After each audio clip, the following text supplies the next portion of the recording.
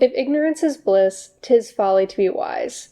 Or in other terms, it doesn't make sense to gain so much knowledge because you'll be sacrificing your own happiness. Something I've talked about briefly in a few of my past videos regarding the mental state of younger generations is that, in my opinion, part of the reason we're all so depressed is because we know about so many depressing things. Stuff that before social media and the 24-hour news cycle, we would not have really known about or been exposed to.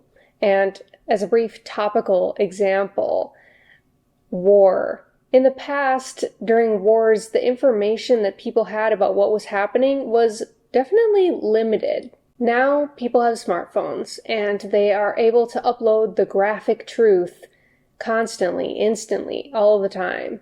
And learning about that is painful, especially when you see it so often and there's no sugarcoating. On the one hand, you want to be informed and educated about society and what's going on in the world. But on the other hand, it can be anxiety-inducing. So today I want to talk about ignorance and if it is really bliss. So are more intelligent people less happy? Generally, there's actually quite a bit of research that supports the idea that being more educated or more intelligent leads to higher life satisfaction. So going against the idea that ignorance is bliss. However, smarter people are not happier because they're smart or well-informed. They're happier because having a higher IQ or higher emotional intelligence makes you more likely to be successful and make good money. And money can certainly buy a level of happiness. It can buy you medical care to keep you healthy. It can buy you vacations and entertainment, fun activities on the weekends, and also, therefore, maybe a stronger social life than someone with a lower income. When you control for income level in these studies, there is no longer a correlation between being smarter leading to being happier. In fact, in certain situations, it actually showed smarter people were less happy. For example, in this study, they found that during the pandemic, less intelligent people became more satisfied with their lives, and more intelligent people became less satisfied. And it doesn't take being a scientist or researcher to piece together why. When there are complex, global, imminent threats to society, smarter, educated people feel discouraged when their less intelligent peers remain ignorant or refuse to cooperate with the requests of experts. When you don't really get the severity or devastating costs of climate change, it's easy to never feel sad about it. And when you don't understand the pervasiveness of systemic punishment against poverty, having never learned about it or never experienced it, it's pretty easy to never let it get you down. It never even enters your mind. Also, there's some evidence to show that ignorance feeds on itself. So, like, if you are unaware of a negative social issue and then you become a little aware of it, you want to avoid learning more about it. So with that in mind, this is kind of my prediction of where people would land on a happiness scale. Smart people who are stuck in a disadvantaged environment, so they're painfully aware of how helpless they are, depressed. Most angry would be less intelligent people who kind of start with a bad hand in life and then they make poor choices because they don't know any better. And then they can't understand why they end up with shitty consequences and they're mad at the world. And finally, most blissful, not too intelligent, and in a privileged environment, enjoying all the benefits of life and shielded from learning about the worst parts. Occasionally, with people that I know or comments on my videos, people will tell me to toughen up or to lighten up, and that I just need to stop thinking about these negative topics. Just look on the bright side. And I know that this sentiment comes with the best of intentions, but personally, it has the opposite effect on me. Instead, it feels a lot like toxic positivity. And this isn't an official psychological term or anything, but when someone has legitimate, rational concerns about a negative situation and they're dismissed or minimized, it leads to future harm. So that's what I'm talking about when happiness or positivity can be toxic. When happiness is pushed to replace those negative thoughts rather than dealing with them. And there's power in positive thinking, don't get me wrong, but when you learn the dark truth behind an industry, for example, pushing it out of your mind or ignoring it and continuing to believe that chickens live on a happy farm with green pastures with their families for a long life until one day they're painlessly killed. Continuing to believe that perpetuates the problems of animal agriculture and factory farming, just as one example. I really like watching documentaries, exposés, if you will, but a lot of times I do come away from them feeling sad or upset. And I've learned about something, and it'll often propel me to learn even more. And in the beginning, I'll be angry about this horrible thing that I'm now aware of. But those feelings and knowledge have also motivated me to make a variety of decisions to stop supporting things that are causing harm. I wanted to be a part of the change, no matter how small, no matter how stupid that sounds, in something that I saw wrong with the world. When I reflect on my values, I'm glad that I picked the truth rather than moving on in ignorance. I do try not to dwell on the negative things that I've learned and not go out of my way to watch even more documentaries about things that I know will be painful for me to see because I've already educated myself. And I'm happy that I'm doing what I can.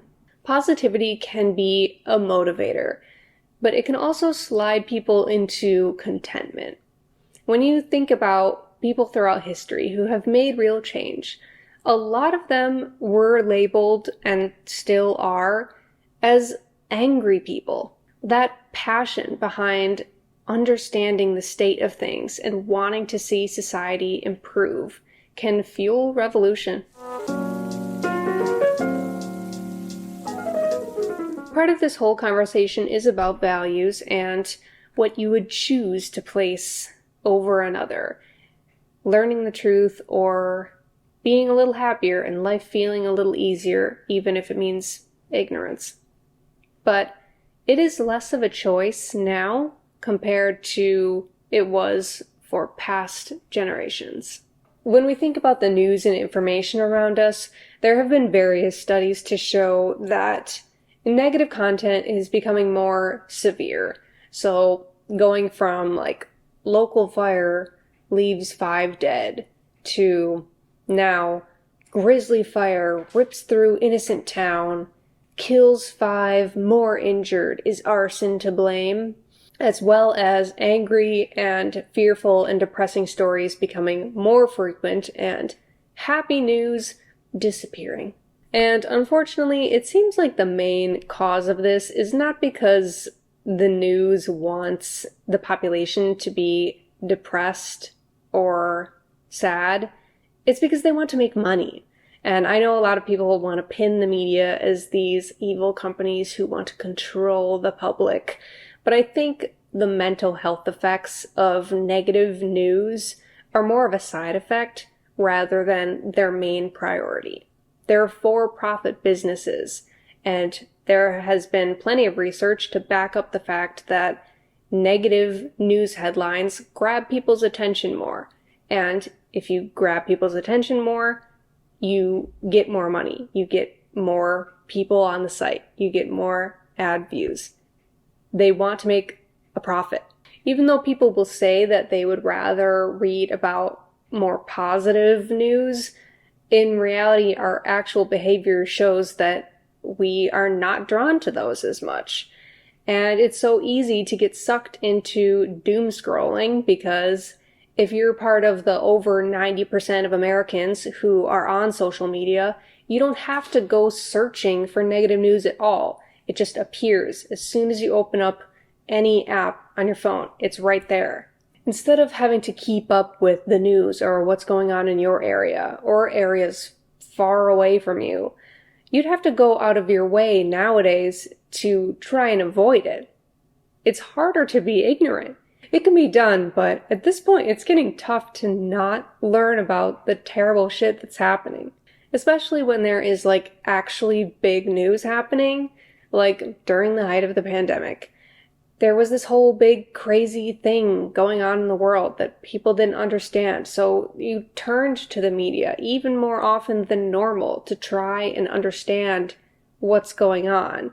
And unfortunately, the more we were exposed to the news, it came with the highest rates of anxiety and depression. I know so far I haven't really acknowledged misinformation, and I don't believe that just because someone reads the news or is very up to date on current events that means that they're smart and that they're correct, or that what they've learned is true, because there is bad info out there.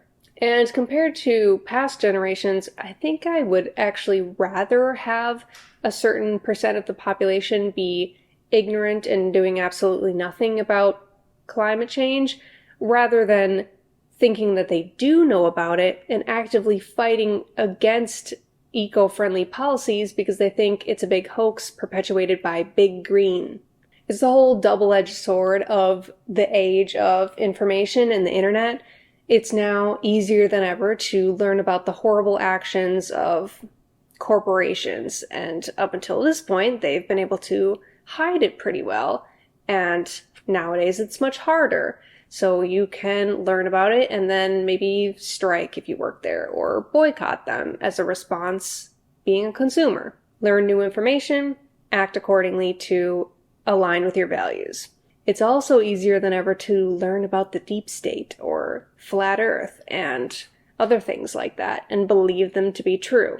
Certain people are particularly susceptible to conspiracies, especially people who feel that they're not accepted already or that they're alienated, like people who live in a rural area, or those who are above a certain age, people with a lower level of education. These people are well informed, up to date, regularly consuming media, but the information served up to them can be dangerous if it's a load of conspiracies. Instead of being apathetic or ignorant, they are fueled by the passion of knowledge and anger, but often in the wrong direction. Funny enough, there is still that same relationship between knowledge and happiness. Like if you imagine someone on the left who is very aware about their issues and someone on the right who is very aware about their issues, whether or not one or both of them do or don't have the truth, they both can appear pretty unhappy. People who know true things and people who know false things are both stressed out about all the negative information that they know, regardless of if what they know is accurate. If you're going to be anxious and stressed out and motivated to work towards a certain cause, I really hope that cause is legit. And that's why critical thinking skills and education are so unbelievably important. I also want to talk about why it can feel so hard to be happy aside from your knowledge level, aside from your environment. Humans feel happiness less intensely than negative emotions. So that's why, if you go out wearing a certain outfit and a couple people compliment you about how good it looks, and then one person whispers to their friend and they point and they laugh and they say how embarrassing you look, that negative interaction is the one that sticks with you. One negative interaction is strong enough to overtake the multiple positive ones that you had earlier. It's easy to cancel out the good feelings with just a small amount of bad ones, which is why it's so easy for such a small amount of anxiety or depression to feel like it's taking over your whole life, and why it takes such a huge amount of happiness to feel like you are living a happy life. A good state of mental health is not just the absence of illness. It's about the whole psychological well-being, reaching those higher tiers on the hierarchy of needs. And those are the hardest ones to achieve. Reaching self-actualization is a mountain of a task. Becoming truly happy will not come without significant effort. I really love that there has been a growth of therapy in recent years, because thinking about emotions and processing your feelings with the help of a professional, it's not perfect, but it can often lead to higher life satisfaction and making a plan to enjoy your life more. A lot of this self-reflection can be accomplished between close relationships, giving advice between friends to gain mental clarity, but friendships are harder to come by these days, and while I do think that there are bad therapists out there, I think that they're the exception and not the rule. And as social creatures, we do need some sort of interpersonal outlet. As great as I think therapy is, despite having a few bad experiences with it personally, it's not enough to fix the bigger problems. Working on self-esteem is a great achievement, but with the current state of poverty and healthcare and education in America, so many people are stuck on those lower tiers of food, shelter, employment.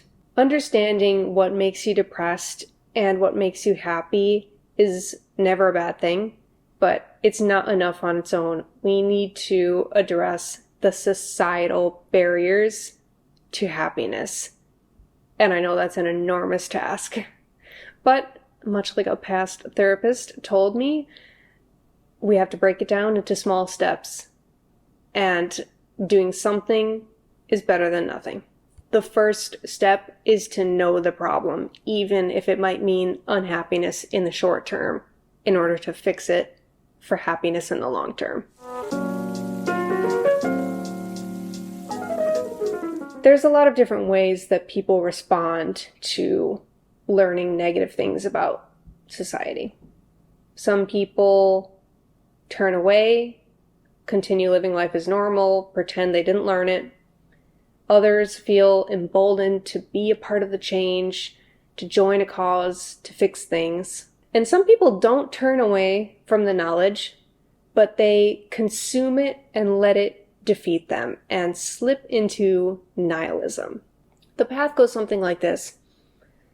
I learned about this corporation that had a PR nightmare because people found out they were manipulating underserved mothers to buy formula instead of breastfeed in order to make a quick buck. And they never really suffered the consequences. And then I learned about a bunch of other things. And then I learned about this guy. And he made a million mistakes. And he never apologized for them. And he hurt people and made fun of people. Just a big bully. And he was rewarded by becoming the president. And then I learned so much more. And then I did some research into why it's so hard to break out of poverty in this country. And it's because of these traditions and these lack of social safety nets and the deep roots of racism. And no matter what I do, these terrible things will likely persist long after I'm gone. What's the point?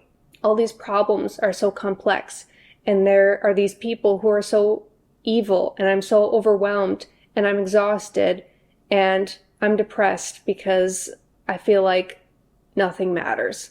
Life has no point. Life is the point. There's this really great quote by Ricky Gervais.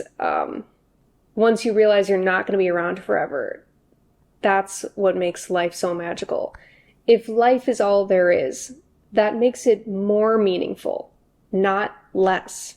I'm going to link a great video about nihilism in the video description if you're interested in learning more about that topic, because I'm really just going to scratch the surface here at the end. There is no meaning of life. Life is the meaning. To learn and to laugh and to have fun and to do the right thing. Life is the meaning. I feel like I'm saying the same thing over and over again, but this is a really hard concept to try and explain. And you hope one day that it just clicks for you. And if you have fallen into that hole of feeling totally burdened by knowing about 1,000 bad things, that you can make the journey out from nihilism to wisdom and continue learning and deciding to pursue both knowledge and happiness at the same time. Understanding that you make your own values and you get out of life what you want to. Got a little deep there at the end. I hope you enjoyed this video. I hope it made you think, and thanks for watching.